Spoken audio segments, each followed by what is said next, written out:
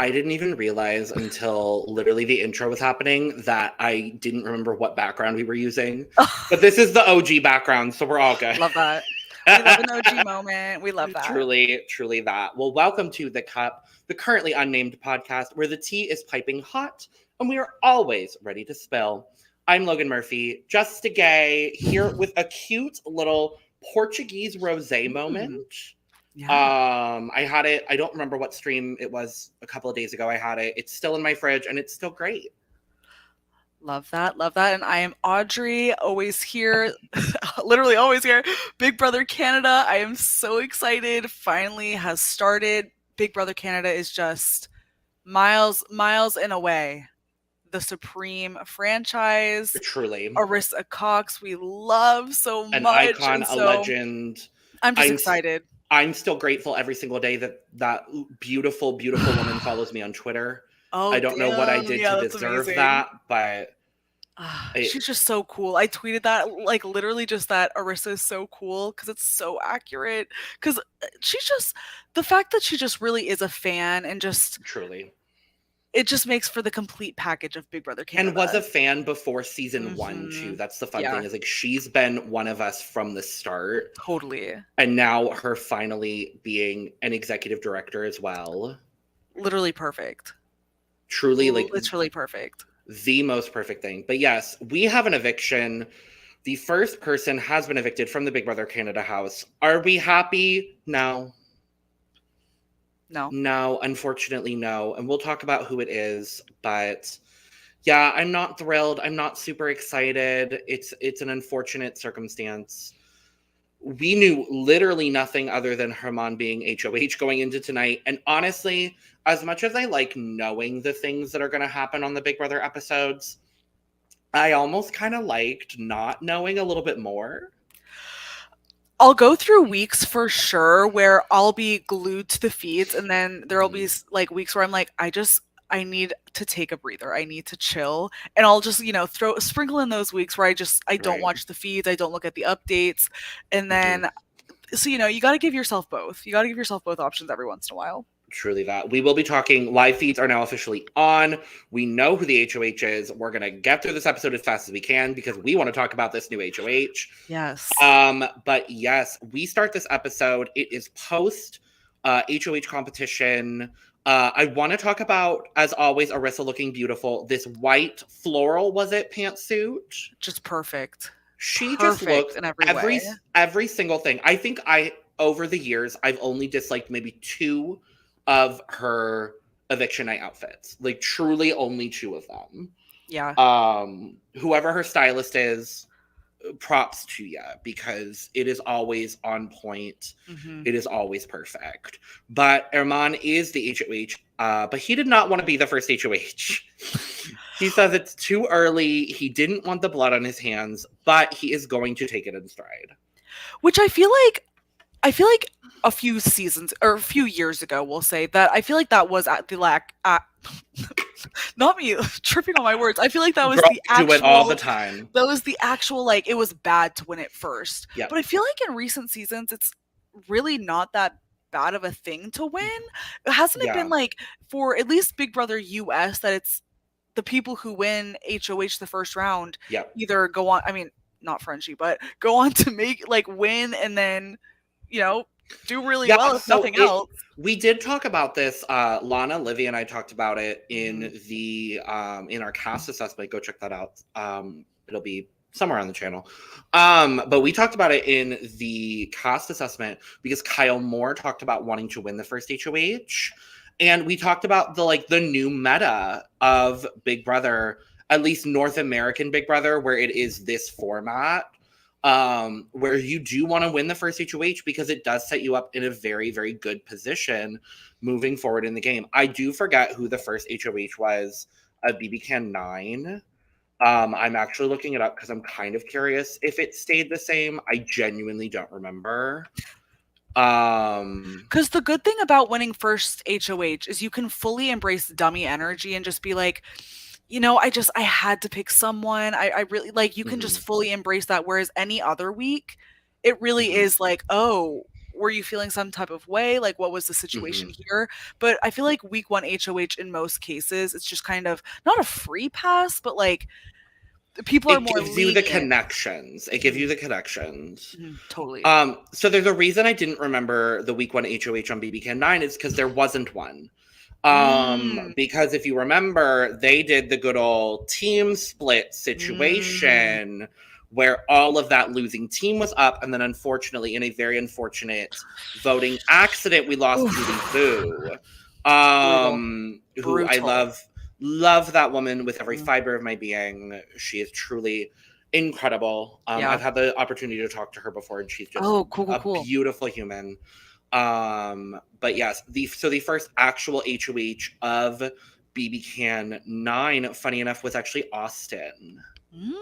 And so, you know, given other circumstances, I feel like Austin probably would have done better had it not been for the secret HOH, where Spicy V, in an unfortunate nominating accident, put up Austin and Brayden for some reason. But yeah, it is kind of the new meta because, oh God, who won the first HOH of 20? It was Frenchie. I said his name again. I don't like doing that. By the way, someone compared French onion soup today on Twitter to Moose. I saw that. I was like, what universe? Well, we'll talk a lot about Moose because Moose is establishing himself as a big player very early, which personally I like to see out of Moose. But yeah, we'll talk about Moose. But everybody comes back in from the HOH, and we find out that the coffee table in the middle of the living room has become a wheel with everybody's name on it. We'll talk a little bit more about that because there was an extra scene. It's relevant for the season. We'll say that. But yes, so we then get the HOH reveal, basically taking the color scheme of the BB23 HOH and just making it better. As Canada does. I loved that everyone, so preseason when we got the shot of the HOH door and it was at an angle where everyone thought it said HOHH on the door. Did you see that? No. So it was one of the preseason shots that ET Canada put out, was fully a shot of the door, but it was from the left angle if you're looking at it. And so because there's reflective mirrors on both sides of the HOH door, it looked like it was HOHH.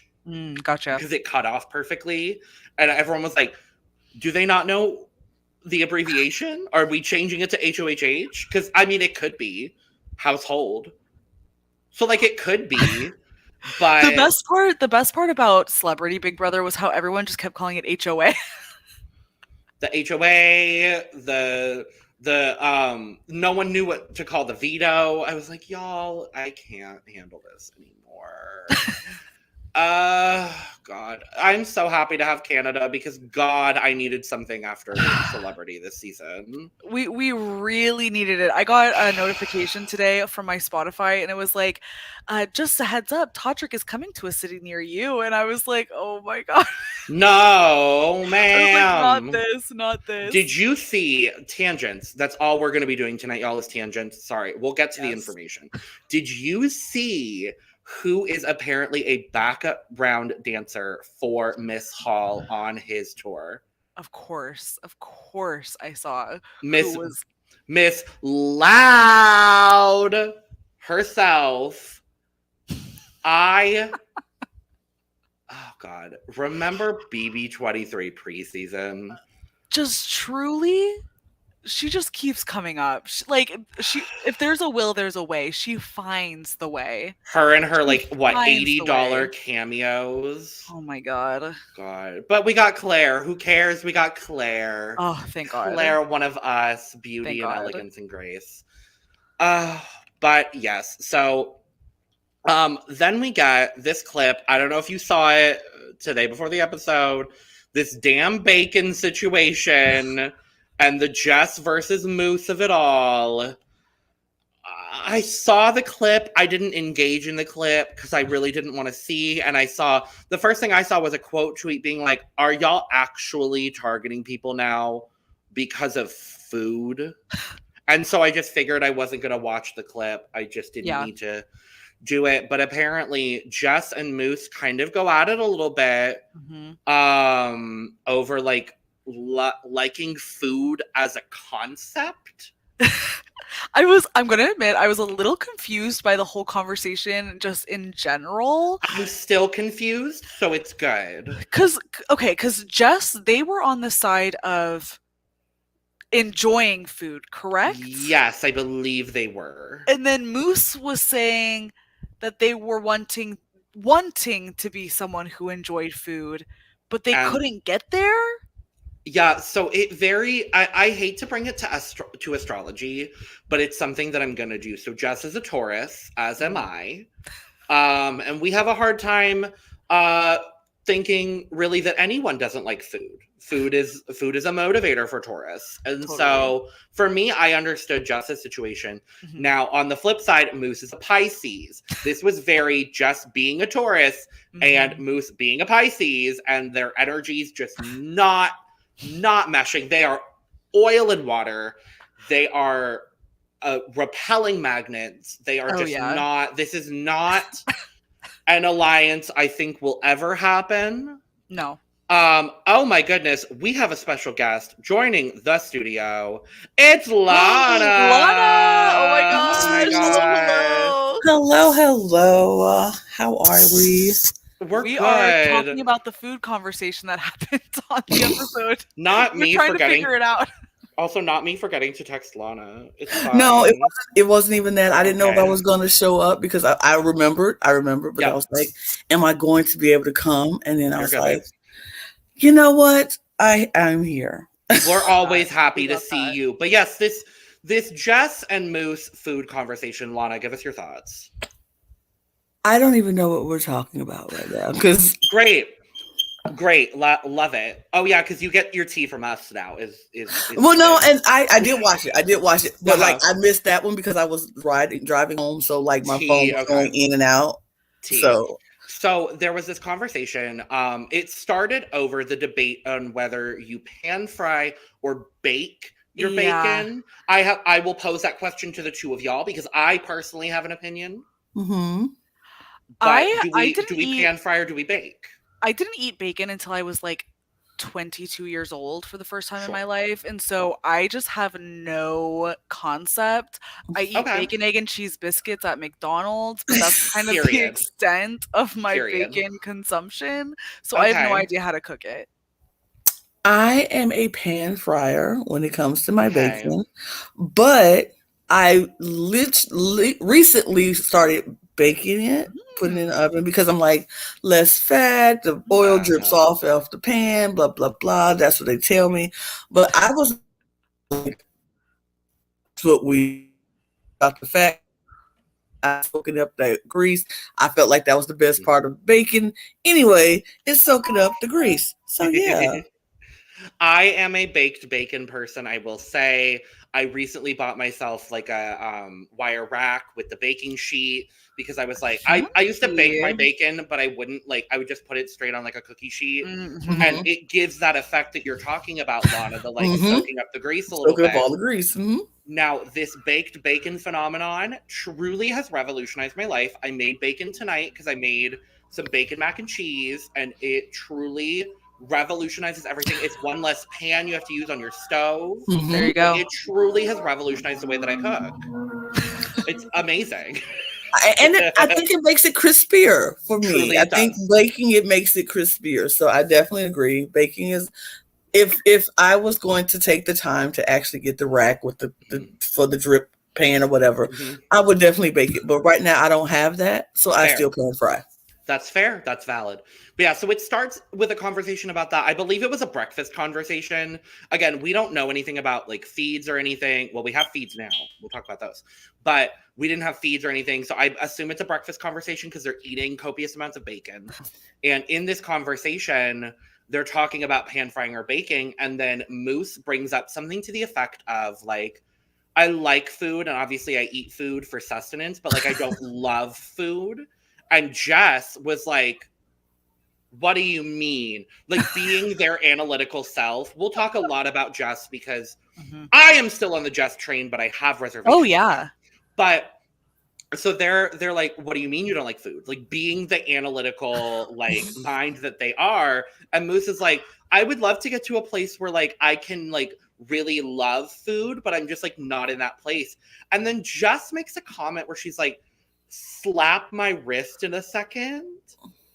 I was just so confused by the Confusion. entire conversation. I'm like, maybe if we had more context, it would make more sense. It feels very out of place. Yes. All this really does is set up Moose's conversation that happens next with Herman and Josh.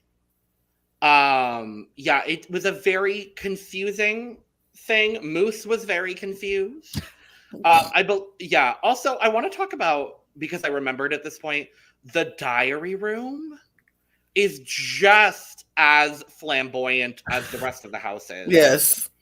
I am going to have a hard time personally watching feeds because I get very light sensitive. Like quite literally, the glasses I'm wearing right now are blue light glasses. Oh, yeah. And they've revolutionized my life. I have 20/20 vision, but I wear these literally every moment of my day now because I do so much on the computer. My point with that statement is it's going to be really difficult for me to watch these feeds and see these bright lights all the time because it doesn't feel like a house almost. It feels like a game show stage. Yeah. Which again, I don't dislike, but for me as someone who is very light sensitive, like I'm going to have a hard time watching feeds. So it's going to be difficult this season. It's definitely a lot. Like I said that yesterday. I will say it again. This house is a lot. It very makes me want to look in so many different directions at what's this, what's that. It definitely fits the theme that they're going for, but it's just a lot. Like I feel like sometimes they should turn off some of the lights. Like just for different parts of the room, just turn off a light or two because it's a lot. But that has to be a really high energy bill too. I was gonna say, I feel like the BB Can house is just so much bigger than BBUS. Yes, just so. And also, I always think of the Big Brother Canada house as BB Can Grand. What season was that? 4. That's like anytime I think of it, I'm like, oh, the BB Can Grand, the BB Can Grand. I kept thinking that today in my head. I was like, why does that keep going through my head? Like, it's been a while since it was that season. That was Vegas, right? That was the theme, I think. Probably had to have been. Because it was BB Can 4, I know that for sure. I just don't remember what the exact theme was. But yeah. One of my favorite houses and one of my least favorite casts. But that's a conversation for another day. But yes, so this Jess versus Moose situation really pulls us into this next conversation we have in the HOH with Herman, Josh, and Moose. Very clearly, these three are working together. They were the three that won their competitions in the HOH. They're all very strong individuals, clearly. So don't be surprised if we see the three of them working together moving forward. With that said, Moose goes ahead, recognizes that Herman has a limited knowledge of this game, and is like, you know what? I'm going to puppet master this whole HOH situation, which I am on board for. Not necessarily for the people that he targeted. No. Right? But I'm on board because Herman is like, I have no clue what to do. And Josh is like, And so Moose proceeds to throw out 4 names. And he throws out Helena. No. Kevin, absolutely. Jess, please no. And Molina, please no. And his reasoning is that these are people that in his perception, I would say, he doesn't say this directly, but in his perception are not in the in-group, is the vibe that I'm getting from Moose. But basically, like, the people that he sees not really having anyone else to vouch for them. I found the wording of this from Moose very interesting. I didn't necessarily think... I don't love this because I feel like that's not necessarily true for all of those people, but Yes, we are going to say goodbye to Lana, but we love you. I just Bye, want to pop in and Lana. say hi. Fair. And, Fair Yes, enough. hello, Because hello. I saw it live and I was like, oh, my people, I have to say hey. Yes. But I do love have you. to. I do love you guys. I have to go. But y'all continue. Bye. And bye. Bye. So, yeah. So, this whole conversation with Moose was interesting for me because I feel like of those people, there's one that I feel like definitively would have someone in their corner, and that's Jess. Mm-hmm. Based solely on the fact that there are two they thems in the house. Mm-hmm. And I know as a he they, I typically like in games at least, I'm like, oh, you're a they them, we're keeping you. Oh, Yeah, we're a they them, we're keeping you as long as we can. I don't know. What did you think of this whole conversation, Audrey? Because I just found it kind of strange. It's just, I think episode ones are just so hard. Episode ones without feeds prior are just so hard to know anything or even how to take any of the conversations, because this conversation could have been 2 hours within. Well, I guess not, because they had the HOH, but even that, like, we don't know, like, the time sequence of events. Like, and we're not even sure what day this happened. Exactly. So we just have, it's just so hard to know. I think the whole, like, I don't know. It's interesting who Moose, like, proposed forward. And, like, the reasonings, obviously, like you're saying, of, like, they don't really have anyone to vouch for them. But it's like, how do they know? Like, it could have been day 4 that they said this, but it could have been day 2. Like, I don't know. It's too much I believe in the air. I believe they moved in on Saturday, which would mean that this would be Saturday, Sunday. This would be day 6 that we're currently on with the eviction. I would like to think that they would give them at least 24 hours, and I think so, given what they talk about later. We'll talk about it a little bit. I believe they had about 24 hours post veto meeting, which would put this conversation, I would at the latest day maybe 3. Tuesday maybe? Yeah, like day 3, potentially like maybe Tuesday. It feels like it would be a difficult turnaround, though, to do veto and veto meeting in the same day, though I know they've done that before. So I think at the latest, potentially Monday, so day 3 or so. Yeah. Because that would be noms. If veto happens day 4, veto meeting happens day 4, and they give them at least 24 hours to campaign, is kind of the vibe. Week 1s are weird with BB Can. They are. The gist I'm getting is that there's already this, like, I hate to say this, but it feels like almost like a Pretty People clique. We hear Molina talking about it later, and I truly believe that to be true at this point, given the knowledge that we have. And I always feel bad too for, like, first week noms, because, well, depending on who they are, because it's like, I know I'm a person who I'm, like, kind of slow to burn. Like, it takes a second to, like, get it and get the energy that I present. And so, it just sucks when it's just like, obviously these people have so little to go off of for who to nominate. And so they're just grabbing at whatever they can. And like we were saying earlier, like, trying to play, like, the dummy energy of, like, I had to do it. I had to find a reason. And so they're literally grasping for anything. And it's just always it just seems like it's always the same argument for, like, first week noms. So it's like, tale as old as time. Truly that. It felt weird.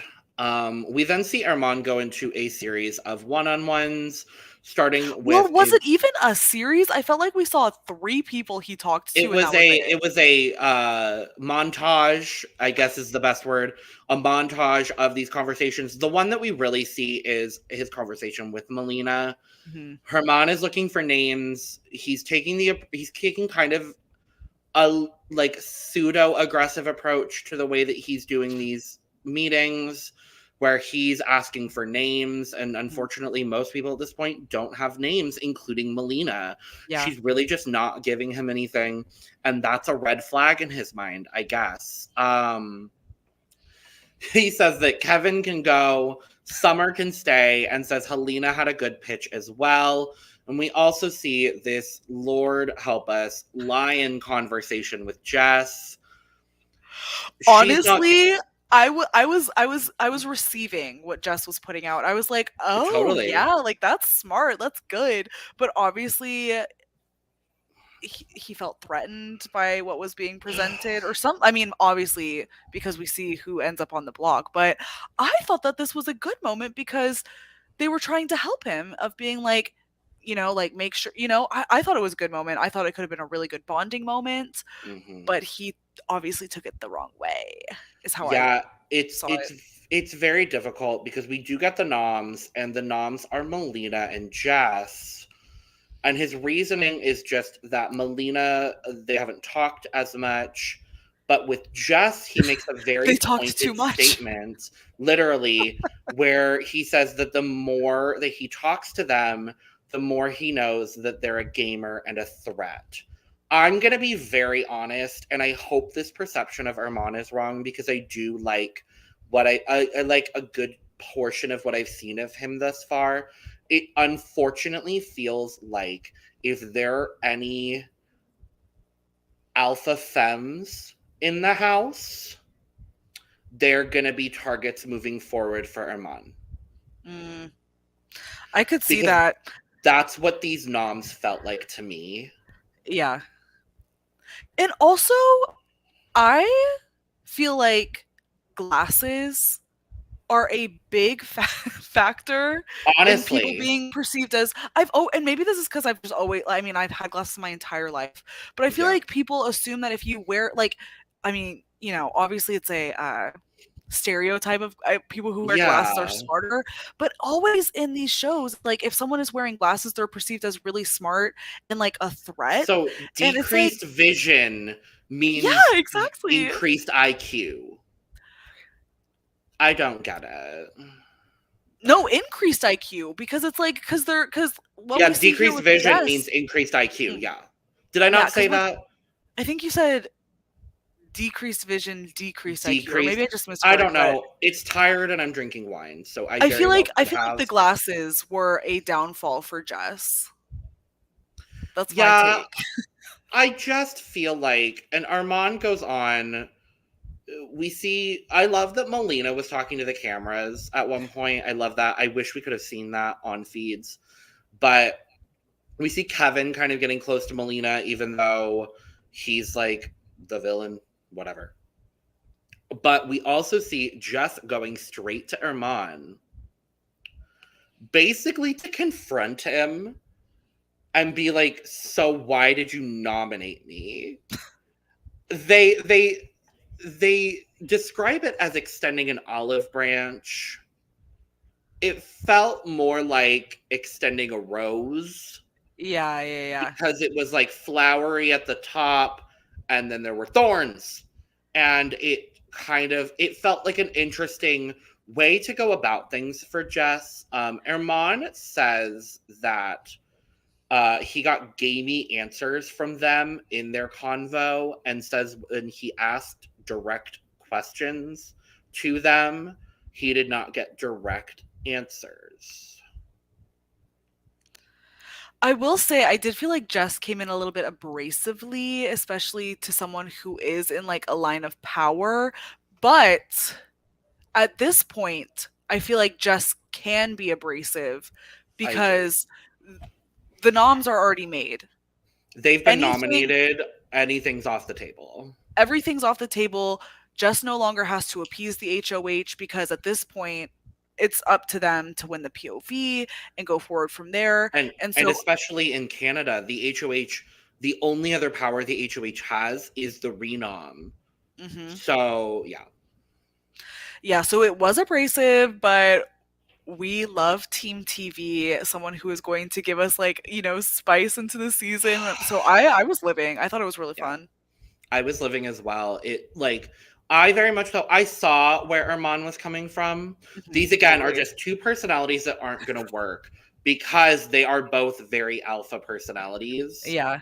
Baby Can is just so chaotic, and that's what we love about it. Well, and I feel like it's so much more chaotic than US. This cast especially has so many like alpha types, so many big personalities that like the smaller personalities I feel like are either going to skate their way to the end, or they're all going to be the pre-jury, which depending on who it is, we'll see what happens. But yes, so we move on from that awkward conversation straight into the veto comp. There is no veto selection shown on the show. It was apparently on BigBrotherCanada.ca. I did actually see the clip. Someone posted it on Twitter, so whoever that was, thank you. But this is where we talk about good old table wheel, because there's like this like pole that you attach to the table and you spin the wheel, and that's how they're doing veto picks. Oh, how fun. Right? That's cute. Yeah. So you spin the wheel, and there's like 3 or 4 wedges on this wheel for house guest choice. Okay. I assume the wedges are going to get bigger as the season progresses. Right. Because I feel like... Or add more names, like add, like a double of everyone or something like that, or more house guest choice. Who knows? This is an interesting way to do it. It's just going to depend on how they go about the wheel and like bringing in new names. Yeah. Is going to be the real big thing for me personally. But we did see online the wheel spin. As Big Brother Canada does, the HOH does not compete in the veto, which honestly is a format that I really like. I hate normally when an HOH has absolute power, unless it's a backdoor of someone that I don't like, and then in that case, sure, whatever. Then we love it. Exactly. But so we have Molina. Molina spun the wheel and it landed on Jay.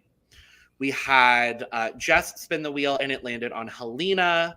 And we had Herman as the HOH spin the wheel and it landed on Gino. So those were our 5 contestants for this veto comp, which I just loved because it was hearkening back to season 1. So cute. Oh, I have a banner for the veto players. I'll put that up here. Veto players. It was the very first competition ever played on Big Brother Canada. We have Power Poppers 2.0. So cute. I love when they do stuff like this. Whenever they're like, "Oh, remember when this was so?" Especially for season 10, it's like they have to. Well, so here's the thing: we got 2 direct references to season 1 in these 2 episodes. We got this veto comp as well as the call, harkening back to Miss Suzetta Maya, the first ever HOH. So I'm curious to see if, as we go through the first 9 weeks of the season, are we going to be hearkening back to each one of those seasons in each week? I'm on board.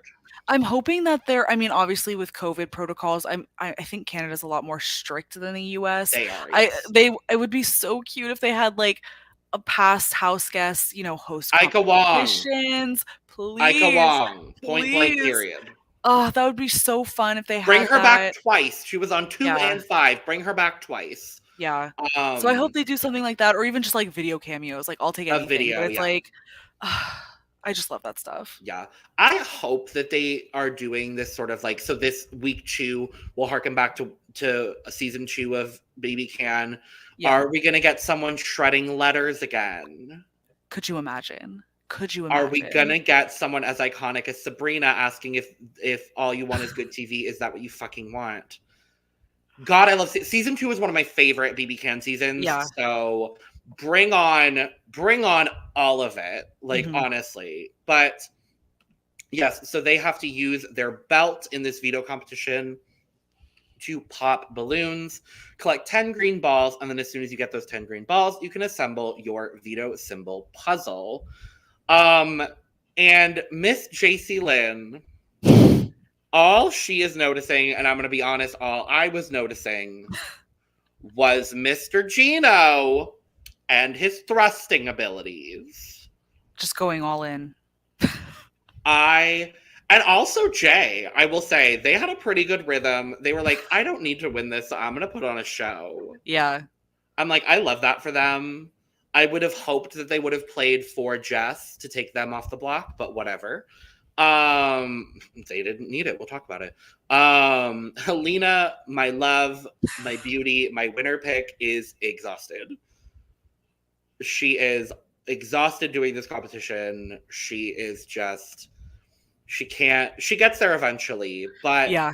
it's a very, very close race at first between Molina getting to her puzzle first, then I thought Jess. Molina was going to win it. I thought it was a really good setup for Molina to win it, and then Jess came from behind. Yeah, so Jess was second to the puzzle, then Gino, then Jay and Helena get there very shortly after. And Jess is like, I'm not an endurance kind of person, but what I do very well is puzzles. Oh, I'd be so bad. They got their butt in gear. It was very close between, at the end, it was very close between Jess and Gino. I was like, is Gino about to win a puzzle? Okay, Gino, but no. Jess wins the veto. Thank you, Jesus. And all of the gods and goddesses and deities. Yeah, it was exciting for sure. I screamed. I was so happy. I was like, we cannot lose another queer person in week 1 again. Like, it cannot happen. No. But so Jess wins the veto. This is Armand's worst case scenario. Fully freaking out. Very nervous. Fully freaking out. At this point, he's talking to Moose and is like, I guess we have to target Molina because whoever I put up as a renom needs to know that they're a pawn. And like, if Molina stays, I don't want 2 people that I nominated being in the house next week. And I'm like, no matter what, it's going to happen. No, I'm like, Armand, you're nominating a 3rd person. One of them is going to go home, which means the other person and Jess are in the house. And the last time I checked, that's 2 people. 2 people. So, like, I understood his sentiment. He just didn't say it correctly. Yeah. I assume he meant like 2 initial noms because they're on the block longer. So, like, I understand that. He just didn't word it properly. Yeah. And then we see good old Moose, puppet master extraordinaire Moose, throwing out 2 names to Armand as replacement nominees. The first being Gino, because he's very confident that Gino would have the votes to stay, because Gino is very clearly in with what I'm just going to call the pretty people at this point. I don't know if that's a real thing, but whatever. And brings up Kevin, because it seems like Kevin is just there for the fun. He says that Kevin doesn't really know what's going on, even though we know Kevin does. So Kevin gives very, and of course this is just for the people who are in the org community, gives very Keaton vibes to me of from Penthouse. Honestly, he gives very Keaton vibes to me. I was a little PTSD'd watching this because I was like, oh my god, like honey. This is a fully Keaton. But Audrey, I'm voting you out. Me. I'm kidding. I would never. No. You gotta do what you gotta do. Yeah. We also see before this clip, I skipped over it because Steph is an airhead and didn't know oceans existed in Canada. I hated this section. Why are we putting on TV? Why are we putting on TV someone like are we not past the LOL, this girl's so like, not knowledgeable in this specific area. It's fine. For me, honestly, it's fine in this instance because, like, I don't like her. Oh, yeah. I made that very clear in last night's episode. I don't like Stephanie. I find her incredibly annoying and boring. She's going to make it far because at the end of the day, she's a pretty blonde white girl. But I don't particularly love her at all. Not even a sliver. But yes, we go straight into the POV ceremony. And at this point, I'm like, who's getting nominated? Like, I truly had no idea. Jess obviously uses the power of veto on themselves. Duh. That's a no-brainer. And Armand nominates Kevin. We're given hope for like 2 minutes before the eviction. Well, I was like, is a woman not going to be the first to go? Like, this is amazing. A woman of color, too. That's the difficulty. I don't know if you saw earlier this week that there was a leak on the BBCan website where it truly, whoever was updating the BBCan website could not wait to put one nomination on Kevin's homepage. Oh, my God. So this I didn't know if it was true. I thought it very easily could have been an edited thing. Turns out it was true. And I was like, oh, I think that was Tuesday as well, which might give us context as to when the veto meeting happened. I believe it was I believe I saw it Tuesday evening was when I saw it. So maybe, I don't know. But regardless, our final noms for the week are Molina and Kevin. And then we get this conversation with Molina and Kevin out at the hot tub. And as much as I like Molina and as much as I think she really could have made an impact in this game, she truly pulls a Julie Vu. And even acknowledges it in the conversation. She's like, this might be giving you ammo, but I don't care. And I'm like, girl, no. It was tough. And it was tough she to watch. She proceeds to talk to Kevin about this group that's forming, which I'm going to take her word for it because she's never done anything to make me believe that it's not true. Yeah. But she says to Kevin that there is a group forming. Obviously, Moose and Armand are working together, and then calls out Gino, Kyle Moore, Jace, which everyone's calling JC Lynn Jace. I'll probably be interchangeable because I'm going to forget who Jace is because I just think of BBUS when I think of Jace. But JC Lynn, I wish they would call her JL as like a cute kind of nod to John Luke. I just, whenever I hear JC Lynn, I think Jamie Lynn, and I'm like... I think JC Lynn Freebush from Miss Congeniality. Oh, yeah. That was the first thing I thought of. I was like, Miss Congeniality, because that's my favorite movie. Mm-hmm. It's actually very much so tied with Shrek 2, which gives a lot of information as to my sense of humor. And my humor in general. But calls out Gino, Kyle Moore, JC Lynn, and Stephanie as a crew, which I really would not be surprised if that was a real thing because shocker, beautiful blonde white women in a group of alpha men. Mm-hmm. Yeah. I'm tired. It's just so typical. It's like, can we not have some I don't even know how to say it, like va va voom, like stir the pot, do something different. Like, can we get a woman of color included in a majority alliance without immediately targeting her for being aggressive? Just like a fun alliance that isn't so typical, that gives us something of substance. It's like, if this alliance is real, we'll talk about another alliance that includes two of these people, which I like significantly more. Mm-hmm. Potentially, we're not sure, but potentially. I'm just like, this alliance is the epitome of go on, girl, give me nothing. And I'm like, I really hope it's not true. I fear it is. And if it is, I hope it crumbles fast. I hope it crumbles extremely fast. I hope it crumbles as fast as the Sunsetters did. Yeah. God help us all. But yeah, so Kevin immediately, in the Kevin way that he's going to do, goes immediately to every single person that she mentioned and said, Molina's saying her name. And here's what I'm going to say. I've seen a lot of discourse about Kevin, being the villain, claiming to be the villain going in. Here's what I'm going to say. And I said this last night, and I believe I said this in our cast assessment. I appreciate someone who's going to go into a game like this saying definitively, I'm going to be the villain. Here's what I was going to do as a villain, and lives up to it. Mm-hmm. I hate people who are villains in reality competition shows and don't admit it. Yeah. Case in point, Miss Franzel. Case in point, Ratness. Case in point, what's his face, Califury. Like, oh my God. Just all of those people. I just named all of the people on BB All Stars.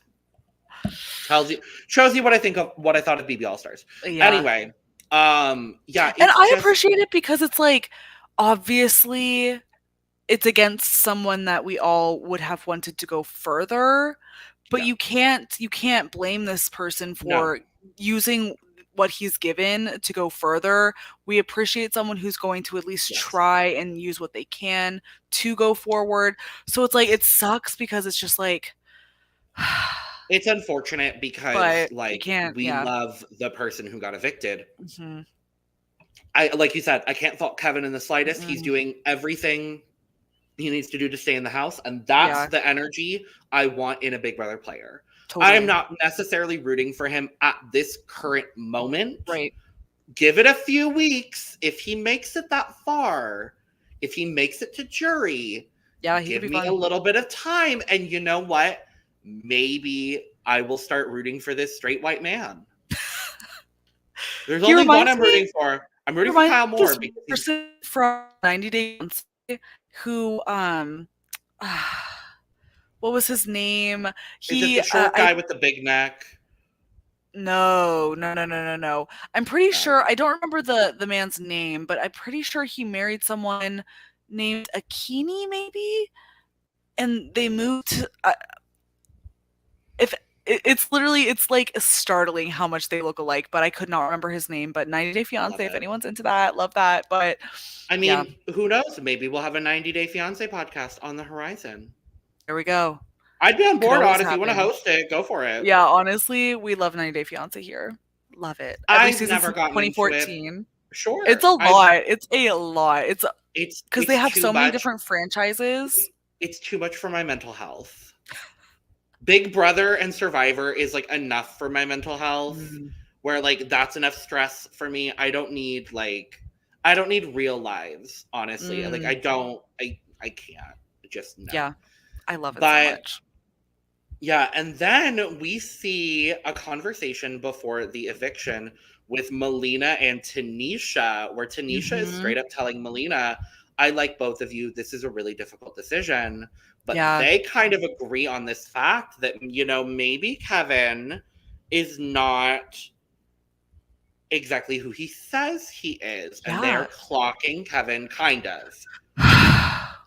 Given hope again. We were given hope Tanisha again. I was like, all I'm happy with is that Tanisha sees it. Because if Tanisha puts herself in the right positions, she sees his game.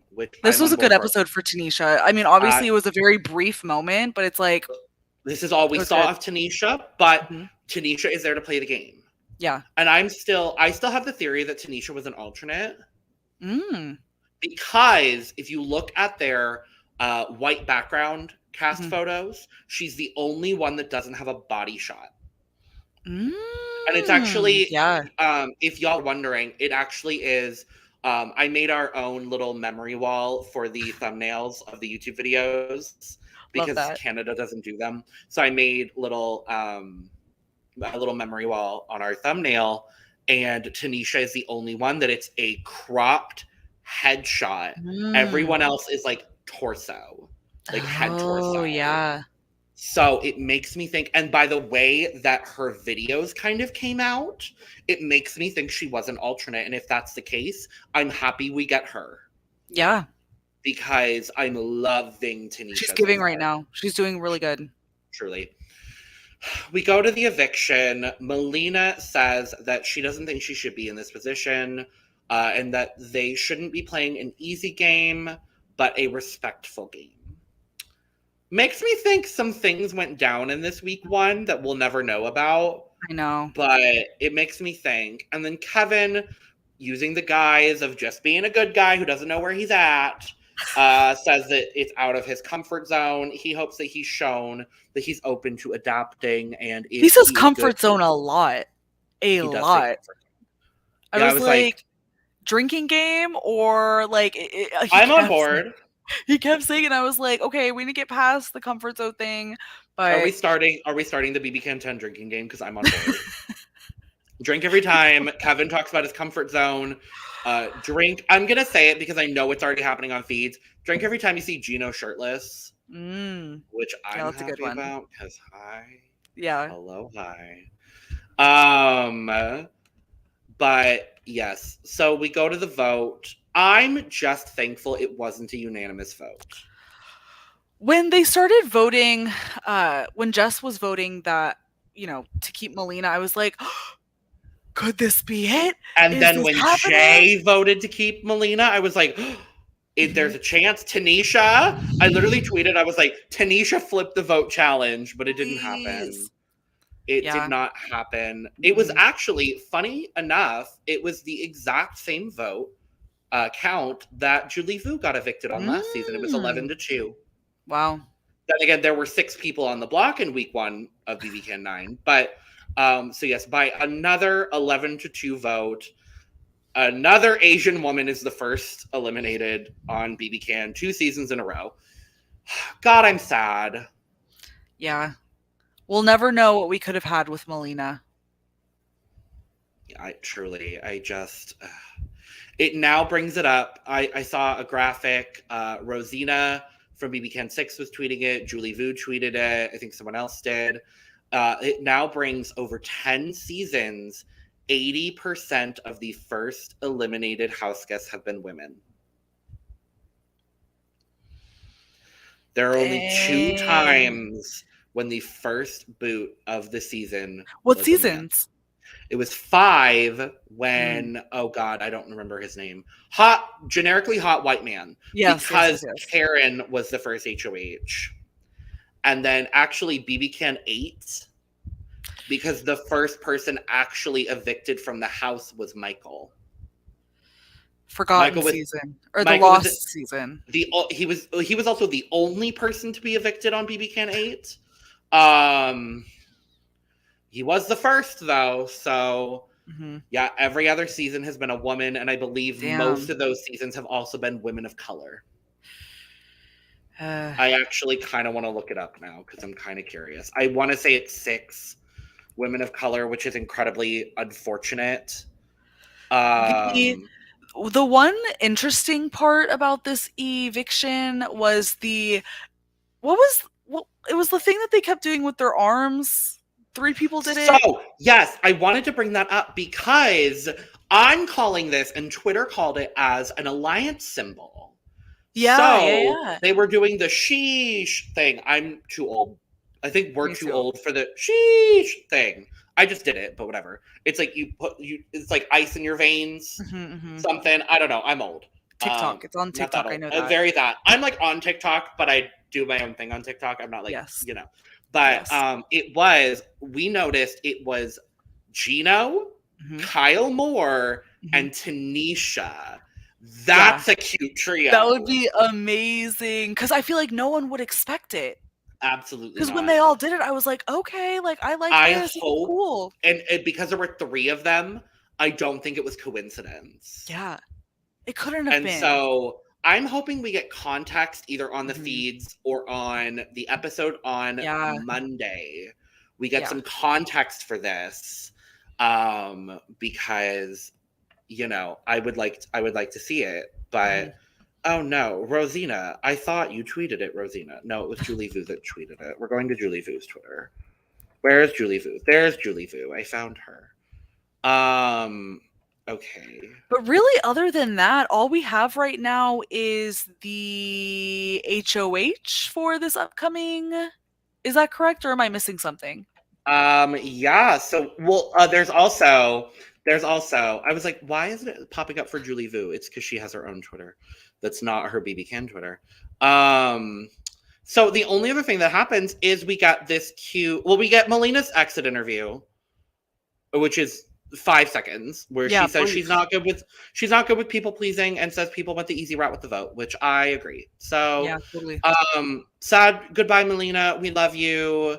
You will be embraced by this community because we do right by our first boots. So and maybe there will be a battle back. Maybe. So by perception alone, I believe it is 6 women of color. It may be 5. I'm gonna definitively say 5 women of color out of 10. The first boot of BB Can 2, I do not remember her name, and I do not remember if she's white or not. But yes, 5 at least women of color as the first boots of their season, which is tragedy.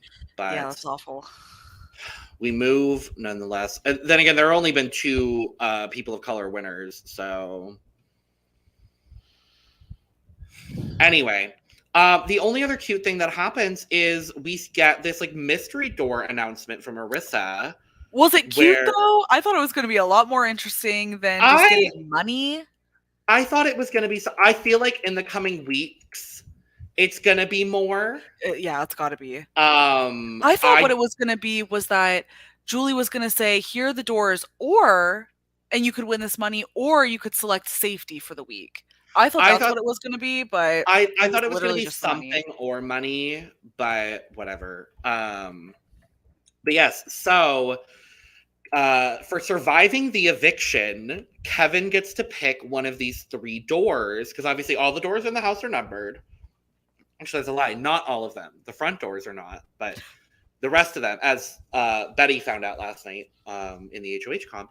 But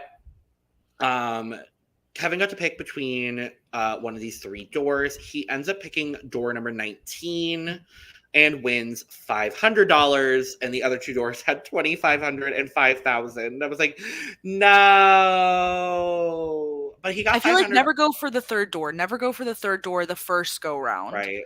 Well, I mean, the 3rd door last night in the HOH comp was the HOH. So go for the 3rd door in that case if you want that. But yeah, that is the episode. That is that. We are actually going to dive into some spoilers. I had to put that. Oh, I spelled it wrong. Just kidding. That's not a cute moment. But yes, so we are going to move from the episode to the live feeds. Live feeds are now on. They've been on for about an hour, as long as we've been on, pretty much. Mm-hmm. We have an HOH. We know who it is. So I'm throwing up the tea time banner right now. We are going to throw a different banner up in a second. But if you don't want to be spoiled on who the new HOH is, goodbye. Thank you for joining us. Subscribe, like, comment, and share on your way out. Follow all of us, etc., etc. So bye. I'm giving you 5, a 4, a 3, a 2, a 1. Audrey, we have a new HOH, and it is Marty! Our French Canadian is our oldest house guest, is the new HOH. I could not be happier. I could be happier, but we'll take it. Marty, I feel like could be a surprise. Marty could be very surprising because we didn't see him at all on this episode. We genuinely have no idea where he stands. Hopefully, I'm hoping that because he's older, he's having a hard time fitting in. And so he's going to go with the misfits of the house and the people who will embrace him for being different and older. And I'm hoping that he's going to be on the side with all the people we like, all the people we want to succeed, and put up the bro-y guys. Put up the bro-y guys who are a little threatening because he's older. He's older. He needs to have a better edge. Why would he want to go against the fit, really physical guys? So put them on the block and then let us be happy for a week. Yeah, so I'm trying to get myself caught up with the updates. So Marty is our HOH. The HOH comp had just ended by the time feeds came on. Obviously, as we know, Marty won. It looks like Steph and Gino were 2nd and 3rd. It seems like from what I'm gauging, it was an endurance comp. With some sort of like balls happening every 20 minutes. I'm seeing maybe like a balance. Yeah. Would that be endurance? Or it could have been like a grab the ball, put it in someone else's shoot situation. What I'm seeing, apparently Kyle must have told the house about the Kyle Moore mix-up because Betty asks if he had watched past seasons. The bedroom is already a mess, but I'm not surprised. We see Jay asking Stephanie if she took the deal, and she doesn't know what deal he's talking about. Apparently she made a deal with Marty. And she goes, oh, yeah, I definitely did. And he's already come up and told me he's a man of his word. So Stephanie sadly will not be going up on the block. Marty and Summer checked in, apparently. Marty didn't want to put a target on his back. Summer notes that their talk this morning was foreshadowing. I don't know what that means. Looks like Gino came third. Stephanie came second in whatever comp this was. Gino and JC Lynn are talking about their side being able to play veto this week. Don't know what this side means, but so maybe playing veto this week, they're alluding that they'll be the ones going up. Probably. If they're like, we're going to be playing veto this week, you know, they're like, oh, that's good, we'll be playing veto. Jay and Kyle agree Gino is the most eligible bachelor in the house. We'll get a ton of DMs afterwards.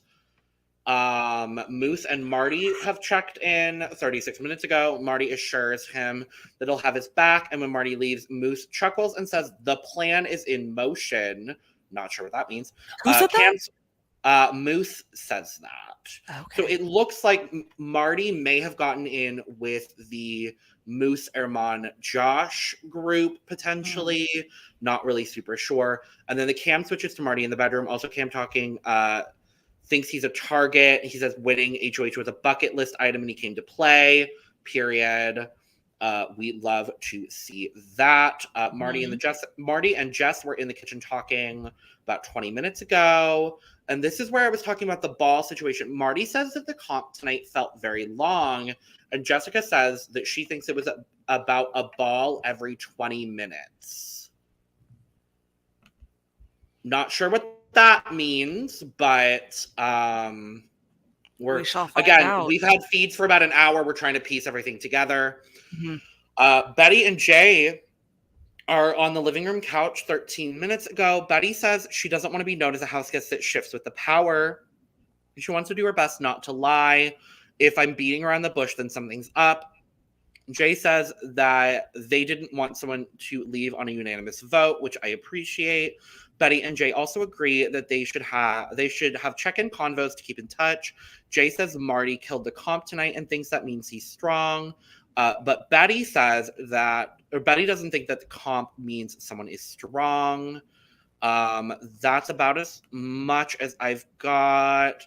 Thank you to @BB Live Updaters for this information, because I can't find the normal site that I use. I can't find their. I'm going to go to Tombs. Let's see what Tombs is up to tonight. Not much. Great. Thanks, Tombs.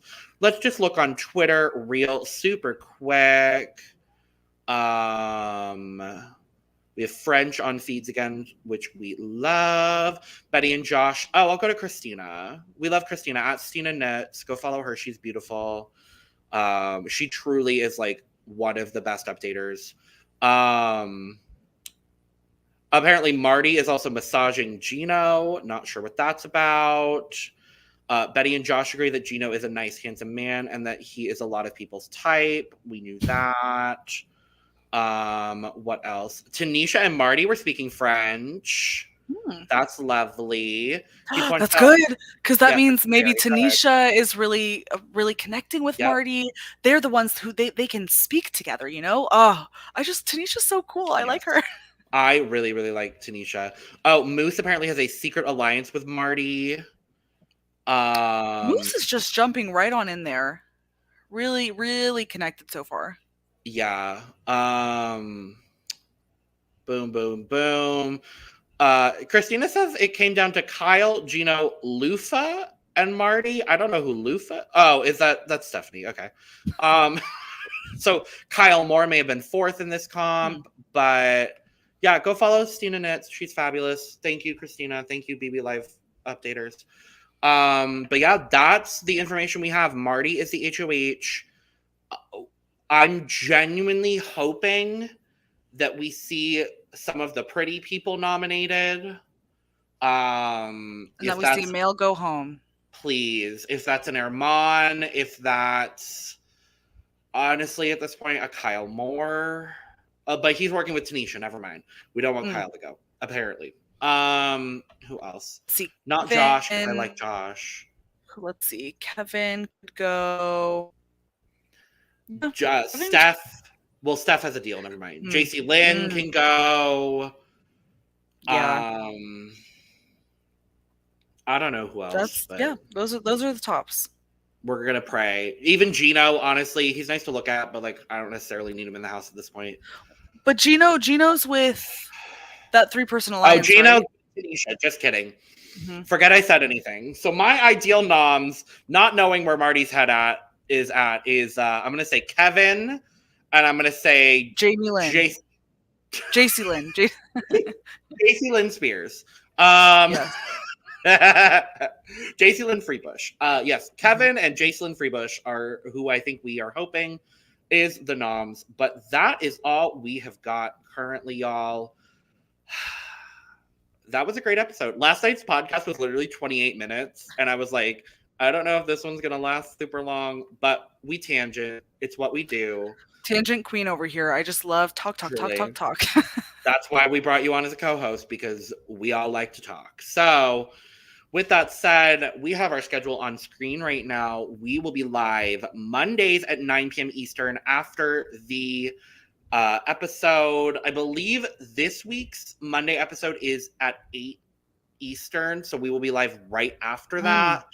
So add for a little bit of delay, but normally the Monday episodes are airing at 7 Eastern from what I garner. I believe that is correct. So we'll be live Mondays at 9 Eastern to talk about the HOH and nominations episode, as well as live feed updates, because by then we'll at least have noms, veto, and potentially veto meeting. So we will be here as your resident live feeders talking all about that. And we will be live as well Thursdays at 10:30 Eastern, giving us a little bit of wiggle room to sort of maybe get feeds back, get some new HOH nonsense on Thursdays after the eviction. But yes, we will be back next Thursday for the second live eviction of the season. Yes. Audrey, it is always a joy and a pleasure podcasting with you. Always. And make sure on your way out tonight, make sure to follow, subscribe, like, comment, share, do whatever you can do on the platform you are watching, because we are live on 3 platforms currently. So subscribe if you're on YouTube, follow, and if you want to subscribe on Twitch, you can do that too. Like, sure. Follow us on Twitter, follow both of us on Twitter, follow Lana on Twitter, all of our co-hosts. Do all of that lovely, beautiful business. And we will be back with y'all on Monday with more BB Can. Bye. Cheers. Bye. Bye now. Goodbye. Bye-bye. Bye-bye.